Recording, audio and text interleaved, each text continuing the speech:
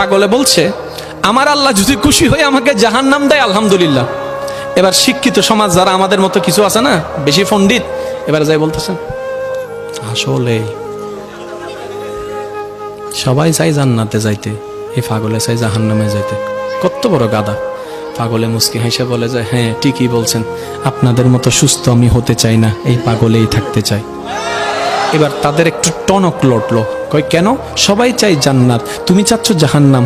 বলে যে ভাইয়ারা, আপনারা মনে হয় আমার কথাটা খেয়াল করেন নাই। আমি বলেছি আমার রব যদি খুশি হয়ে, আমার রব যদি খুশি হয়ে আমাকে জাহান্নাম দেয়, আমি সেটাও নিতে রাজি। বলে যে এখনো বুঝলাম না। পাগল বলে জ্ঞান দিয়ে রবের বিষয় বোঝা যায় না, দিল দিয়ে বুঝতে হয়। আরে শুনো, রব যখন খুশি হয়ে যাবে জাহান্নামটা জান্নাত হয়ে যাবে। রব যখন